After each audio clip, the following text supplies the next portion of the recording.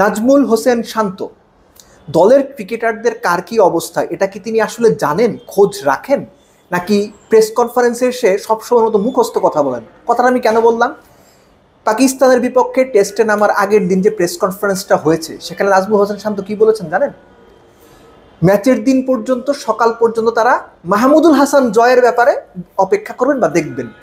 উনি হয়তো জানেন না মাহমুদুল হাসান জয় কুচকির ইনজুরিতে 3 সপ্তাহের জন্য ছিটকে গেছেন, অথচ ক্যাপ্টেন এসে বললেন ম্যাচের দিন সকাল পর্যন্ত তার জন্য অপেক্ষা করবে। বিসিবি থেকে কিন্তু আরও 3-4 দিন আগে জানিয়ে দেওয়া হয়েছে যে জয় ছিটকে গেছেন। তাহলে ঘটনাটা কি? শান্ত জানেন না যে ছিটকে গেছেন জয়, নাকি জেনে শুনেও তিনি একটা ট্রিক খেলেছেন, নাকি আসলে এই ব্যাপারটা সম্পর্কে তার কোনো ধারণা নেই? আমি জানি না, কিন্তু খুব সারপ্রাইজিং এই ব্যাপারটা। এনিওয়েজ, বাংলাদেশ অনেকেই বলছেন ওপেন করবে কে, অনেকেই বলছেন কেন সাদমান তো ওপেনার আছে, কেননা জয়ের বদলি এখনো পর্যন্ত কাউকে পাঠানো হয়নি। সাদমান যদি ওপেন করে বাংলাদেশের বেস্ট 11টা আপনি সাজিয়ে ফেলেন তো। জাকির, সাদমান, শান্ত, মুমিনুল, মুশফিক, সাকিব, এই 6 নম্বর পর্যন্ত গিয়ে আপনাকে থমকে যেতেই হবে। কেন ভাই? 6 জনের 5 জন লেফট হ্যান্ডার পাকিস্তানের একাদশে যে ঘোষণা করা হয়েছে সেখানে 4 জন পেসার আছে, পেস দিয়ে বাংলাদেশকে ঘুরিয়ে দেওয়ার চিন্তা ভাবনা। এই যে বাংলাদেশের বেস্ট 11-এর টপ 6-এ 5 জন, সাদমানকে যদি খেলানো হয় টপ 6-এ 5 জন বাহাতি খেলাবে বাংলাদেশ, আপনাদের সেটা মনে হয়? যদি খেলায় তাহলে পাকিস্তানের পেস ইউনিটের জন্য প্ল্যান করা কি তুলনামূলক সহজ হয়ে যাবে না? আপনি হলে কি করতেন? নাকি রিভার্স একটা চিন্তা করবেন, বাংলাদেশ 4 পেসার খেলাবে? এটা আমার মনে হয় না, আনলাইকলি বাংলাদেশ 4 পেসারকেই খেলিয়ে দেওয়া হবে।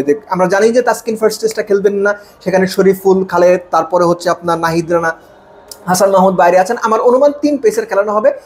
এমনও হতে পারে বাংলাদেশ টিম ম্যানেজমেন্ট সাদমানকে খেলাবে না।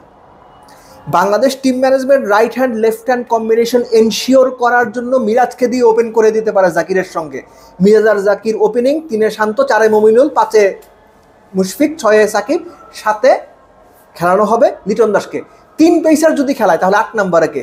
সেখানে নাইম বা তাইজুলকে খেলানোর একটা সম্ভাবনা আছে, কেননা যে উইকেটে খেলা রাওয়ালপিন্ডিতে সেখানে অনেকেই মনে করছেন যে একটু পরে 3য় দিনের পরে গিয়ে হয়তো স্পিনাররা একটু হেল্প পেতে পারে। আর সবচেয়ে বড় কথা, বাংলাদেশ দলের সামনে খুব বেশি অপশনও খোলা নেই। সো ওই জায়গা থেকে, ওই চিন্তা থেকে সাদমানকে না খেলিয়ে যদি মিরাজকে দিয়ে ওপেনিং করানো হয় এবং 8 নম্বরে আরেকজন স্পেশালিস্ট স্পিনার নাইম কিংবা তাইজুলকে খেলানো হয়, তাহলে অবাক হওয়ার কিছু থাকবে না। একটা কথা মনে করিয়ে দেওয়া জরুরি, যে মাঠে খেলা, এই মাঠের সবশেষ যে টেস্টটা হয়েছিল সেই টেস্টে ইংল্যান্ড একদিনে, প্রথম দিনে 75 ওভারে 506 রান করেছিল, যেটা ওয়ার্ল্ড রেকর্ড। রাওয়ালপিন্ডির এই মাঠ পেস সহায়ক, সেটা যেমন সত্যি, একইভাবে এই মাঠে প্রচণ্ড রকম ভালো রানও ওঠে, এটাও সত্যি। শান্ত বলেছেন যে টসটা নিয়ে ভাবছেন না, কিন্তু টসটা আসলে ভাইটাল হবে।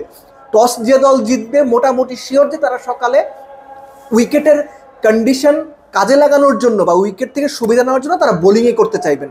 আর বাংলাদেশের ব্যাটিংয়ের যে অবস্থা, পাকিস্তান যদি টস জিতে ফিল্ডিং নেয় তাহলে বাংলাদেশের ব্যাটারদের খুব বড় পরীক্ষায় পড়তে হচ্ছে। বাট অ্যাবাভ এভরিথিং এক্সপেক্ট করব মাঠের ক্রিকেটটা মাঠে থাকুক, বাংলাদেশ ক্রিকেট ভালো পারফর্ম করুক। এর বাইরে আসলে খুব বেশি এক্সপেকটেশনস এই মুহূর্তে করাটা ঠিক হবে না।